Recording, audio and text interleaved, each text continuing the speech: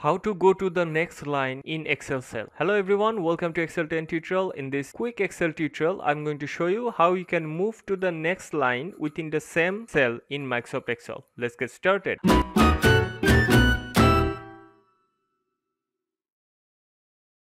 I'm going to show you two different ways to do it. The first one is whenever you write something, let's say I'm going to write go, and then I want to go to the next line, but I want to stay in the same cell. If I press Alt plus Enter, I'm in the next line. You can see here, then write something again, Alt Enter. So this is how you can go to the next line within the same cell. There is another way you can do it using wrap text. Okay, so let's say I'm in cell B1 and I'm going to write something here. So this is the text. Now I'm going to click on the home tab and then here wrap text. You can see the text has been divided. So this is how you can go to the next line within the same cell, but remember wrap text work based on the cell size. So it will only go to the next line whenever your cell size limit has been reached. Okay, you can use the wrap text by pressing the keyboard shortcut, which is Alt H and then W. So this is how you can access to the wrap text also, but the best way is Alt